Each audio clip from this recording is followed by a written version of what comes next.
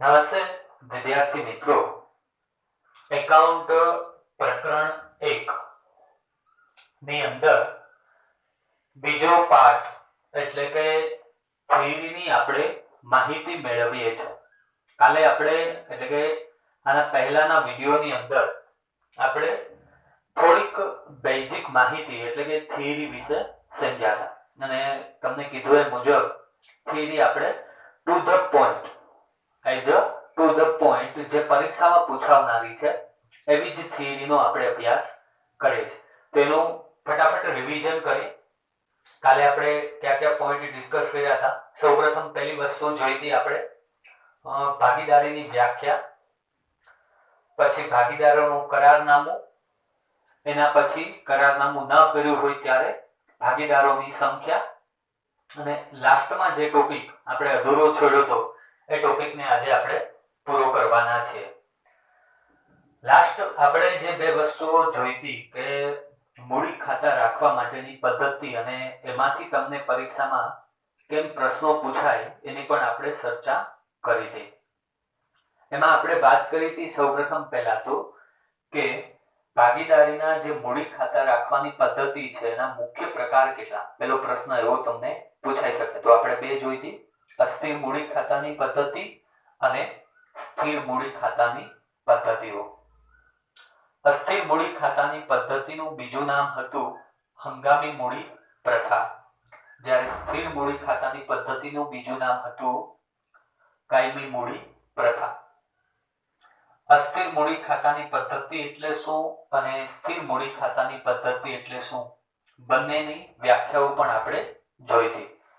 અસ્થિર મૂડી ખાતાની પદ્ધતિ એટલે શરૂઆતની બાકી અને આખરની બાકીમાં જો તફાવત જોવા મળે તો આપણે એને શું કહેતા હતા, અસ્થિર મૂડી ખાતાની પદ્ધતિ. સ્થિર મૂડી ખાતાની પદ્ધતિને પણ એવી જ વ્યાખ્યા, શરૂઆતની બાકી અને આખરની બાકીમાં જો તફાવત જોવા ન મળે એટલી વિગતોનો આપણે અભ્યાસ કર્યો હતો. લાસ્ટમાં જે ટોપિક સમજ્યા હતા એ ટોપિક હતો કે અસ્થિર મૂડી ખાતાની પદ્ધતિ છે એમાં મુખ્ય કેટલા ખાતા આવે, એક. કયું? મૂડી ખાતું. સ્થિર મૂડી ખાતાની પદ્ધતિની અંદર મુખ્ય બે ખાતા આવે, મૂડી ખાતું અને ચાલુ ખાતું. હવે આપણે આ ખાતાઓ કેવા હોય, એનું ફોર્મેટ કેવું હોય, એ ખાતાઓની અંદર કેવી વિગતો લખવામાં આવે એ આપણે આજે જોવાનું છે. તો સૌપ્રથમ પહેલા આપણે વાત કરીએ અસ્થિર મૂડી ખાતાની પદ્ધતિ. અસ્થિર મૂડી ખાતાની પદ્ધતિનું બીજું નામ શું છે? હંગામી મૂડી પ્રથા. આમાં માત્ર એક જ ખાતું આવશે એટલે કે આ ખાતું, મૂડી ખાતું. હવે પહેલી વસ્તુ તો એ મૂડી ખાતું સમજતા પહેલા આપણને એ ખબર હોવી જોઈએ કે મૂડી ખાતું કોને કહેવામાં આવે છે.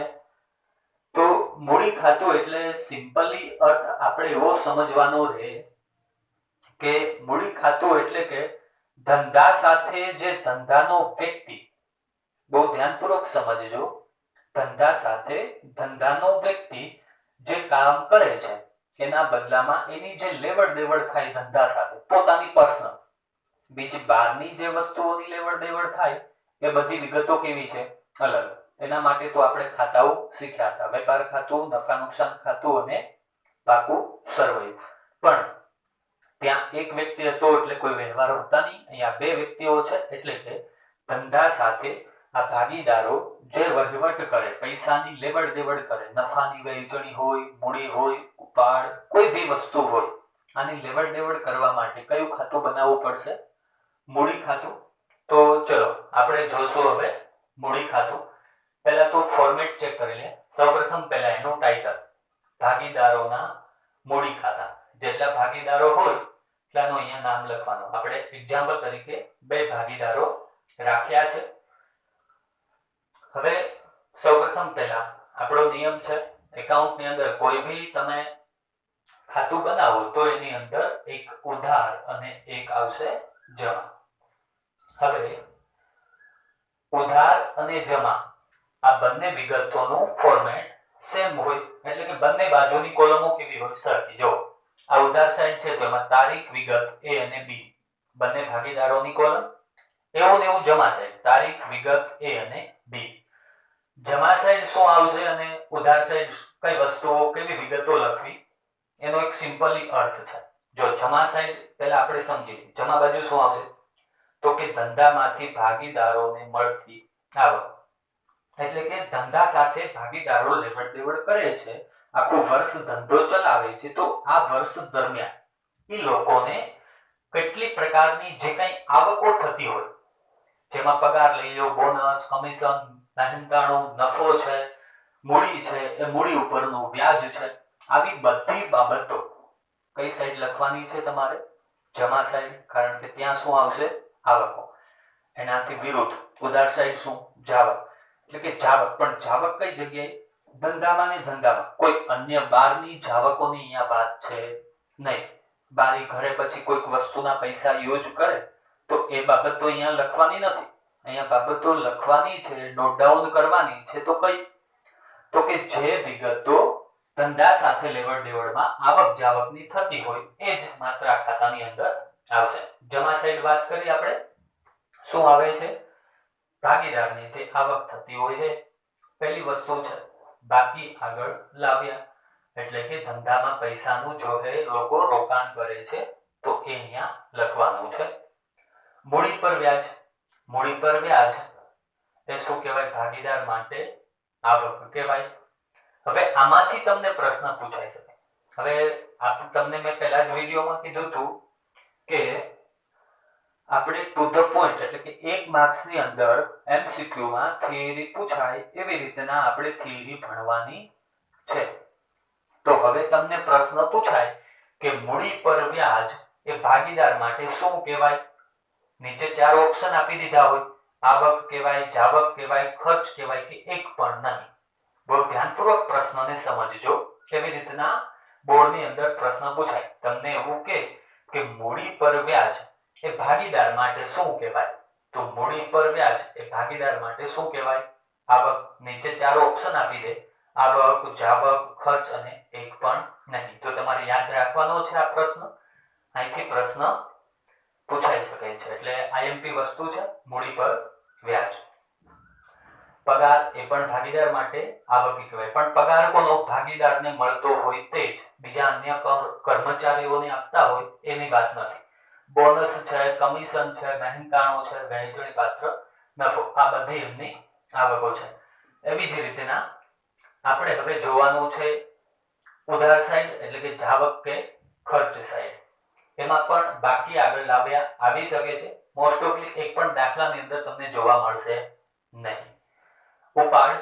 ઉપાડ એટલે કે ધંધામાંથી પૈસા લઈ જાય તે, એ પણ એક પ્રકારની શું કહેવાની? જાવક. ઉપાડ પર વ્યાજ. આમાંથી પણ પ્રશ્ન પૂછાઈ શકે MCQ માં કે ઉપાડ પર વ્યાજ એ ભાગીદાર માટે શું ગણાય? નીચે 4 ઓપ્શન આપી દે ફરી વખત. આવક, જાવક, ખર્ચ અને એક પણ નહીં. હવે આનો જવાબ શું આવે? ઓપ્શનમાં 2 વસ્તુ આવી, ધ્યાનપૂર્વક સાંભળજો. ઉપાડ પર વ્યાજ 4 ઓપ્શન આપ્યા મેં. આવક, જાવક, ખર્ચ અને આપેલ એક પણ નહીં. એક ઓપ્શન આવકનો, એક જાવક અને ખર્ચ. હવે તમને પ્રશ્ન થાય કે સાહેબ આ બેમાંથી અમારે સિલેક્ટ કયો કરવો? તો જો તમને જાવક અને ખર્ચ MCQ માં બંને આપ્યું હોય તો તમારે શું કહેવાનું છે? એક પ્રકારનો ખર્ચ કહેવાય.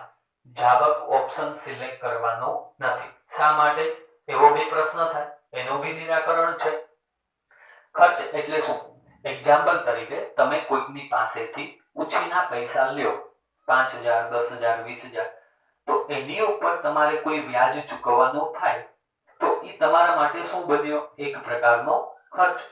તો એવી જ રીતના એવી જ વિગતો કંઈક અહીંયા છે કે ઉપાડ કર્યો અને ઉપાડ પર વ્યાજ એ ભાગીદાર માટે શું કહેવાય? એક પ્રકારનો ખર્ચ. આ ખાતામાંથી 2 પ્રશ્નો તમને નીકળી આવે છે. મૂડી પર વ્યાજ આવક થાય, ઉપાડ પર વ્યાજ શું બને? ખર્ચ. જે યાદ રાખવાનું રહેશે. ચલો આપણી અસ્થિર મૂડી ખાતાની પદ્ધતિમાં એક જ ખાતું આવે, મૂડી ખાતું, જે આ મુજબ બનાવવાનું રહેશે અને દરેક વિદ્યાર્થીઓએ આ ખાતાનું ફોર્મેટ યાદ રાખવાનું રહેશે, કારણ કે વાર્ષિક હિસાબના જે દાખલા ગણશું એમાં આવા ખાતા બનાવવાના આવશે. હવે આપણે જોવાના છીએ સ્થિર મૂડી ખાતાની પદ્ધતિ. કાલ કેટલી વિગતો સમજ્યા હતા આની? 2 વિગતો. સ્થિર મૂડી ખાતાની પદ્ધતિ એટલે શું? શરૂઆતની બાકી અને આખરની બાકીમાં જો કોઈ તફાવત થાય નહીં તો એને શું કહેવાય? સ્થિર મૂડી, અથવા તો એનું બીજું નામ શું છે? કાયમી મૂડી પ્રથા. એને આપણે બીજા નામથી ઓળખીએ છીએ, કાયમી મૂડી પ્રથા. હવે પછીની 2 વિગતો એની અંદર યાદ રાખવાની છે. આ કાયમી મૂડી પ્રથા કે સ્થિર મૂડી પ્રથા આપણે કોઈ ચોખવટ ન કરે દાખલાની અંદર, એના માટે કંઈક વસ્તુ યાદ રાખવી પડે કે જો રકમમાં મૂડી ખાતા અને ચાલુ ખાતા આમ બંનેની બાકી, એટલે કે બંનેની તમને રકમ આપેલી હોય, ધ્યાનપૂર્વક સાંભળજો. જો રકમમાં મૂડી ખાતા અને ચાલુ ખાતા આમ બંનેની બાકી આપેલી હોય, એટલે કે બંનેની રકમ તમને આપેલી હોય, તો સ્થિર મૂડી ખાતાની પદ્ધતિ મુજબ ખાતા બને છે. એક વસ્તુ યાદ રાખજો, દાખલાની અંદર ચોખવટ કરશે નહીં કે સ્થિર મૂડી ખાતાની પદ્ધતિ મુજબ બનાવો કે અસ્થિર મૂડી ખાતાની પદ્ધતિ મુજબ ખાતા બનાવો. પદ્ધતિ બેયની સેમ છે, ખાતા બંનેમાં સેમ છે, પણ અલગ છે. આમાં 2 ખાતા છે, આમાં 1 છે, તો ક્યારે 2 બનાવવા, ક્યારે 1 બનાવવું. તો જ્યારે બંનેની બાકી આપી હોય તો 2 બનાવવાના, 1ની આપી હોય તો 1. પણ પદ્ધતિ કઈ લાગુ પડે? 2ની બાકી આપી હોય તો સ્થિર, 1ની બાકી આપી હોય તો અસ્થિર મૂડી ખાતાની પદ્ધતિ. હવે અસ્થિર મૂડી ખાતાની પદ્ધતિમાં આ એના 2 ખાતા છે. તમને ખ્યાલ જ છે 2 ખાતા ક્યાં આવે? મૂડી ખાતું અને ચાલુ ખાતું. હવે તમને એવો પ્રશ્ન થાય કે સાહેબ આપણે આમાં ચાલુ ખાતું બનાવવું શા માટે? તમને સીધો પ્રશ્ન થાય કે ચાલુ ખાતું બનાવવું એની પાછળનું કારણ શું? એક જ કારણ છે. શા માટે? આની વ્યાખ્યા એવું કહે છે આપણને કે શરૂઆતની બાકી અને આખરની બાકીનો તફાવત થવો જોઈએ નહીં. એટલે કે બાકી આગળ લાવ્યા, કે 10,000 લાવ્યા હોય, 10,000 લાવ્યા તો લઈ પણ કેટલા જવા જોઈએ? 10,000. આમાં કોઈ વધારો ઘટાડો થવો જોઈએ નહીં. હવે ધંધો કરતા હોય ભાગીદારો, તો આવા બધા વ્યવહારો થાય કે ન થાય? સિમ્પલી છે, થવાના જ છે. તો આવા વ્યવહારો નોંધવા કે જો આ ખાતામાં તમે નોંધશો મૂડી ખાતામાં, તો આમાં ફેર થશે ને કે અહીં તમે જમા 2,000 લખો, 2,000 અહીં લખો, ઉધાર સાઈડ લખો, તો ફેરફાર થવાનો. આવો ફેરફાર ન થવા દેવા માટે આપણે કયું ખાતું બનાવશું? ચાલુ ખાતું. એટલે આ એક વાત, એક ટોપિક ક્લિયર થયો આપણો કે 2 ખાતા શા માટે. જો ન સમજાણો હોય તો વિડીયોને રિવર્સ કરીને ફરી વખત સમજી લેવું. એની એક વ્યાખ્યા છે, જો કે આ પદ્ધતિમાં મૂડીની બાકી બદલાતી ન હોવાથી, ધ્યાનપૂર્વક સમજો, મૂડીની બાકી એટલે કે 10 ના 10 જ રહેવા જોઈએ. વર્ષ દરમિયાન થયેલ મૂડી પર વ્યાજ, નફો, ખોટ, ઉપાડ જેવી વિગતો દર્શાવવા માટે ચાલુ ખાતું તૈયાર કરવામાં આવે છે. આપણે હમણાં જ સમજ્યા કે ચાલુ ખાતું શા માટે તૈયાર કરવામાં આવે છે. તો મેં તમને સિમ્પલી અર્થ આપી દીધો કે ચાલુ ખાતું આપણે કયા કારણોસર તૈયાર કરીએ છીએ. તો કે નફો, ખોટ, ઉપાડ એ બધું દર્શાવવા માટે. શા માટે? બાકી બદલાતી નથી. બંને ખાતાઓ જોઈ લઈએ. પહેલું ખાતું છે આપણે મૂડી ખાતું. ખાતાના ફોર્મેટ 3 ના સેમ અહીંયા જોવા મળશે. ભાગીદાર એ બી ના મૂડી ખાતા તારીખ વિગત A રૂપિયા, B રૂપિયા, તારીખ વિગત A રૂપિયા, B રૂપિયા. 2 જ વિગતો બાકી આગળ લાવ્યા અને બાકી આગળ લઈ ગયા. વર્ષનો પહેલો દિવસ એટલે કે 1/4 અહીં લખી નાખવાના. એક્ઝામ્પલ તરીકે 5,000, તો અહીંયા પણ 5,000 જ આવશે. બીજા કોઈ વ્યવહારો લખશું નહીં. જો વ્યવહારોની નોંધ કરશું તો બાકી બદલાઈ જશે. તો એ અસ્થિર મૂડી ખાતાની પદ્ધતિ બને નહીં. હવેની વિગતો એટલે કે બીજી જે વ્યવહારો છે બધા ક્યાં લખાશે? ચાલુ ખાતાની અંદર. આ ખાતામાંથી પણ તમને પ્રશ્નો પૂછાઈ શકે છે. બોર્ડની પરીક્ષાની અંદર કેવા પ્રશ્નો પૂછાય એની પણ આપણે ચર્ચા કરવાના છે. તો બધાનું ધ્યાન અહીંયા. ઉધાર, જમા, તારીખ વિગત A રૂપિયા, B રૂપિયા, તારીખ વિગત A રૂપિયા, B રૂપિયા. સૌપ્રથમ પહેલા જમા સાઈડ જોઈ લે. જમા સાઈડનો મતલબ શું થાય એ આપણે આ ખાતામાં સમજીએ કે ભાગીદારને મળતી આવકો. પહેલી વસ્તુ છે. બાકી આગળ ગયા તમને ખ્યાલ જ છે, રકમમાં જમા બાજુ આપી હોય જમા બાજુ, ઉધાર બાજુ આપી હોય તો ઉધાર બાજુ. પછીની વિગત મૂડી પર વ્યાજ. તો તમે એમ કહો છો કે સાહેબ આ નહીં, પણ આ અલગ પદ્ધતિ છે ને આ પણ કેવી પદ્ધતિ છે અલગ.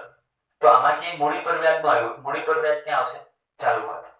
અહીંથી તમને પ્રશ્ન એવો ન પૂછાય કે આપણે આ ખાતામાં શું પ્રશ્ન જોયા હતા કે મૂડી પર વ્યાજ ભાગીદાર માટે શું ગણાય? આવક. ઉપાડ પર વ્યાજ ભાગીદાર માટે શું ગણાય? ખર્ચ. અહીંયા હવે તમને પ્રશ્ન એવી રીતના પૂછી શકે કે જો અસ્થિર મૂડી ખાતાની, પ્રશ્ન ધ્યાનપૂર્વક સાંભળજો વિદ્યાર્થી મિત્રો, જો અસ્થિર મૂડી ખાતાની પદ્ધતિ હોય, અસ્થિર મૂડી ખાતાની પદ્ધતિ હોય તો મૂડી પર વ્યાજ કયા ખાતામાં નોંધાય? પ્રશ્ન ધ્યાનપૂર્વક સાંભળજો. સ્થિર મૂડી ખાતાની પદ્ધતિ હોય તો મૂડી પર વ્યાજ ક્યાં નોંધાય? તો આપણે ડાયરેક્ટલી આ ખાતામાં જોવા. હાલો, અસ્થિર મૂડી ખાતા, સ્થિર મૂડી ખાતાની, બોલવામાં થોડીક મિસ્ટેક છે. સ્થિર મૂડી ખાતાની પદ્ધતિ હોય તો મૂડી પર વ્યાજ ક્યાં નોંધાય? આવો પ્રશ્ન પૂછાય. નીચે 4 ઓપ્શન આપી દે. મૂડી ખાતામાં, ચાલુ ખાતામાં, એક પણ ખાતામાં નહીં, અથવા તો તમને એવું કે ચાલુ અને મૂડી ખાતામાં બંને જગ્યાએ. પ્રશ્ન ફરી વખત રિપીટ કરું છું. વારંવાર રિપીટ એટલા માટે કરું છું કે આ પ્રશ્ન બહુ બધી વખત પૂછાઈ ગયેલો છે. સ્થિર મૂડી ખાતાની પદ્ધતિમાં મૂડી પર વ્યાજ ક્યાં નોંધવામાં આવે છે? 4 ઓપ્શન આપી દે. ચાલુ ખાતામાં, મૂડી ખાતામાં, મૂડી ખાતા, ચાલુ ખાતા બંનેમાં, એક પણમાં નહીં. તો તમારો જવાબ શું રહેશે? ચાલુ ખાતાની અંદર. અથવા તો ઓપ્શન આમાં ફેરવી નાખે. પ્રશ્ન આનો જ ઓપ્શન હજી ચેન્જ થાય. કેવી રીતના? કે સ્થિર મૂડી ખાતાની પદ્ધતિમાં મૂડી પર વ્યાજ. સાંભળજો, એક ટોપિક ઉપરથી કેટલા પ્રશ્નો બને છે.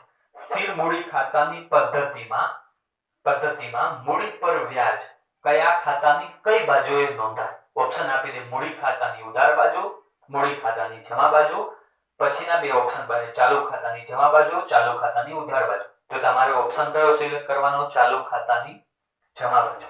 હજી આ પ્રશ્ન હજી ફેરવીને પૂછાય. તમને એવું કે કાયમી મૂડી પ્રથામાં મૂડી પર વ્યાજ કઈ બાજુ નોંધાય? તો તમારો જવાબ શું રહેશે? ચાલુ ખાતાની જમા બાજુ. આવી રીતના પ્રશ્નોને ધ્યાનપૂર્વક સમજવા. બાકીની કોમન વસ્તુ છે પગાર, બોનસ, કમિશન, મહેનતાણું. હવે પછીની જે વિગત છે વહેંચણી પાત્ર નફો.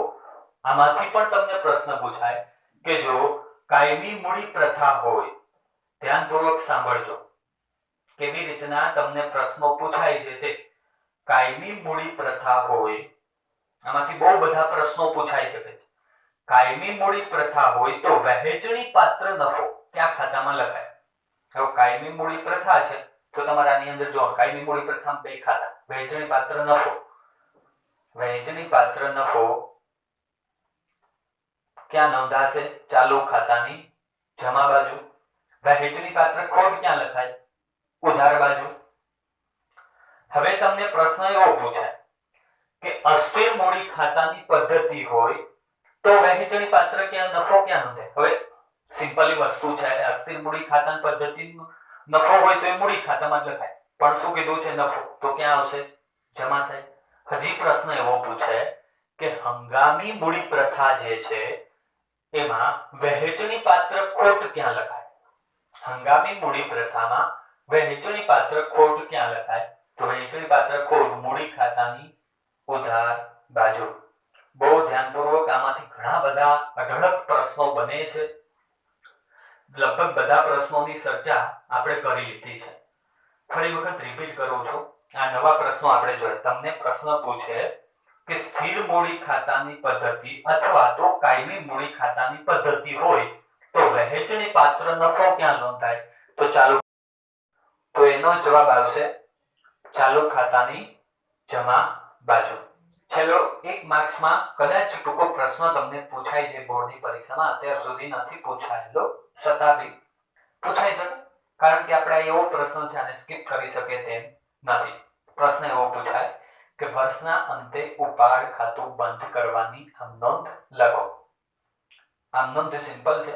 ભાગીદારોના મૂડી કે ચાલુ ખાતે ઉધાર તે ભાગીદારના ઉપાડ ખાતે જેમાં બાબત જે વર્ષના અંતે ઉપાડ ખાતું બંધ કરી મૂડી કે ચાલુ ખાતે લઈ ગયા ત્યાં. આ દરેકે હનુમંત અને આજનો થિયરીનો ટોપિક છે. દરેક વિદ્યાર્થીએ પોતાની જે બુક છે એમાં લખવાનો રહેશે. પહેલો ટોપિક આપણે બધો સમજ્યા. હવે પછીના ખાતાઓ અને આમાંથી બહુ બધા પ્રશ્નો કેવી રીતના તમને ઊંડાણપૂર્વકના પ્રશ્નો પૂછી શકે એની બી આપણે ચર્ચા કરી છે. વ્યવસ્થિત પેન્સિલથી બોક્સ બનાવીને ખાતા બનાવવાના છે. મળીએ આપણે આના પછીના નેક્સ્ટ વિડીયોમાં. ત્યાં સુધી જય હિન્દ, જય ભારત.